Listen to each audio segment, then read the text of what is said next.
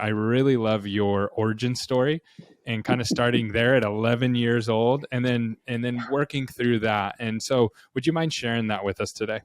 Yeah, absolutely. So a lot of people have different favorite things in their lives, and I happen to have a favorite mountain. Um, I grew up in its shadow. I got married in its shadow. My daughter was married in its shadow.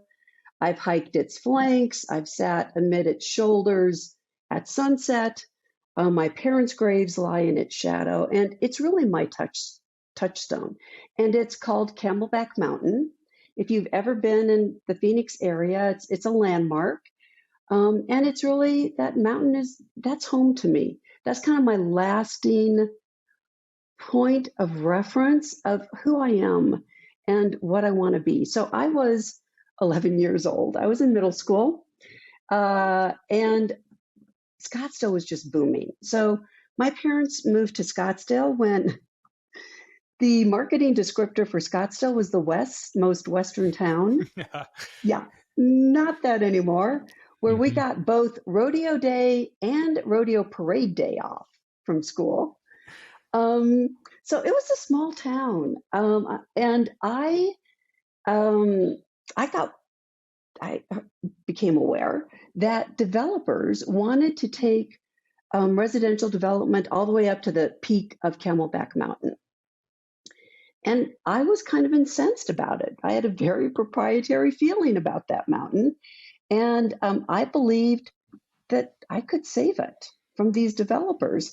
And so, again, like, got a bunch of middle schoolers together and we went to the city council meetings and we got petitions signed and we just built this little coalition of like kids.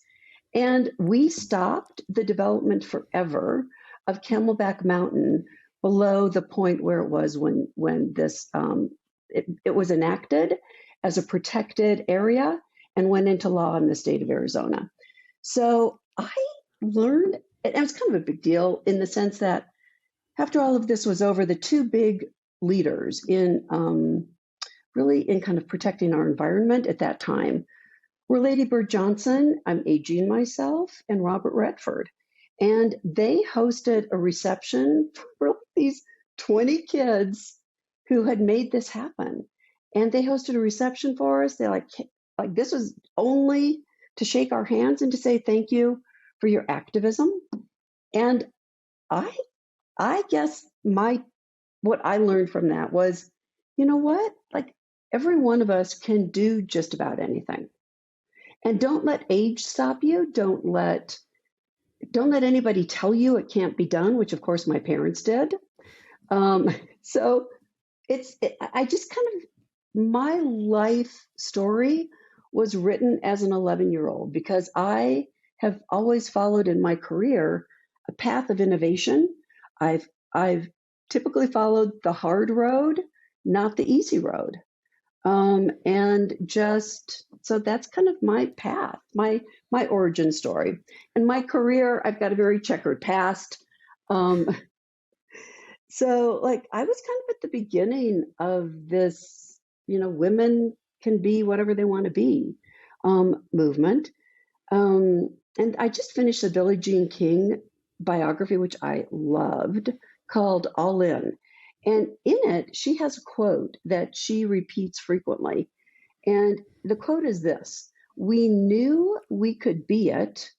Now, today, we see it." So I always, through my career, had this belief that I could be it.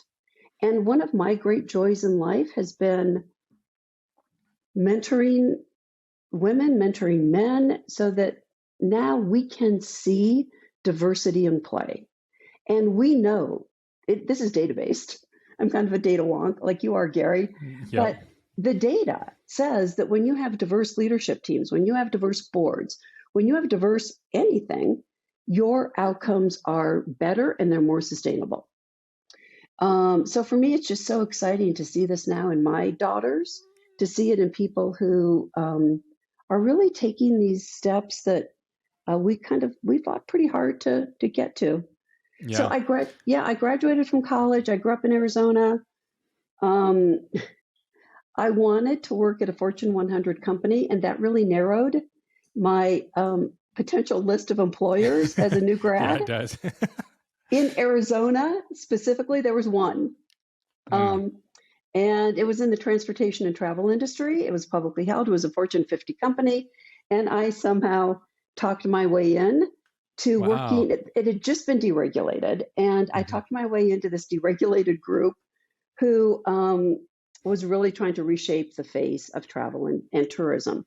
And I worked there, and in this brand new group, there were 12 of us who started this group. And about 2 years later, we had 10 locations nationwide, and there were several hundred of us in this group. And I ended up being responsible. I started in sales, which I think all marketing people should start in sales.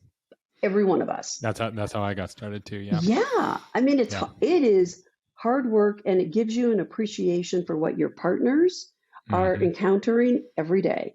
And if you Yep. don't have that as a marketer, I think you're like on some kind of a weird pedestal, and the salespeople don't like you, and that is not a good thing. Yeah, Yeah, that's true. It's true. yeah. So I love where you started, right? And so you're 11 years old, you get this mindset that, hey, I can go do stuff that maybe other people believe that they couldn't do. And so you got in with this Fortune 100 company, the top 50 company. And how did that lead into marketing and then eventually into healthcare? So I always thought I wanted to be an attorney, and I the guy I was dating, the guy I was engaged to at the time actually, was going through his first year of law school when I was a senior. And it was so horrific that I just thought, I don't know that I want to be an attorney. So I was like, well, I'll like do this fun little innovation gig for a while. I'll see what I think. And my LSAT scores were still good. So I was like, I can still, you know, reserve the right to go to law school. So I was really liking business. I just really liked it. And I thought, if I stay in business, my degree is in communications and with an emphasis in organizational communication. So I'm like, yeah, I can communicate the heck with anybody, but like this whole finance thing is really puzzling to me. So I thought, if I'm going to stay in business, I need more finance training and knowledge. But I love the service industry. I love serving people. What can I do to test whether I want to stay in business? And I said, I think I should go into retail bank marketing. And again, I somehow talked my way into the third largest bank in Arizona at the time as an advertising coordinator. And um, I loved it. I really, really loved it. And when I was 24, pitched this is when companies used to pay for your MBAs. And so Hmm. this company was paying for my MBA. And I was 24 years old. And I'm reminded of this every time somebody who's super young, like I have a client who is 20 years old and amazingly brilliant. And at 24, I like developed this business plan to acquire retail deposits through direct marketing. If we did this, we would be the third bank in the country to do it. It was very innovative and Wow. pretty risky. And I pitched this business plan up the chain, and I got to the chairman's office and I did this big pitch. And he looks at me and he goes, "Who are you again? Like, what's your name?" Like, oh, this was excellent because it really is teaching me that, like, really the basics are about relationships. Hmm. And if Yep. I can't, if the chairman doesn't know my name, like I don't have a relationship with him. This is not a good thing when you're pitching. So anyway, he said, so here's, you can have half the money you're requesting and whatever you can beg, borrow, and steal. And so I started this group that was very successful. I ended up being the head of retail bank marketing when I was like 28, and loved it. I was there a decade, and then I reported to an executive vice president. That executive vice president left and was recruited into the telecom and media industry.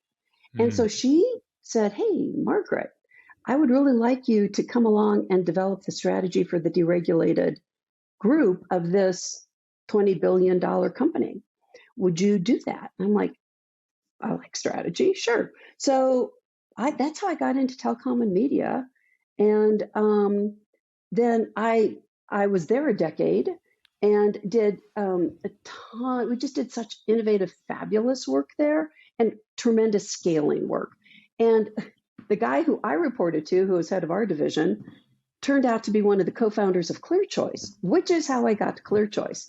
So Okay. my career is checkered with former bosses leaving and saying, come with me into this new industry. I'd be like, Yeah. okay.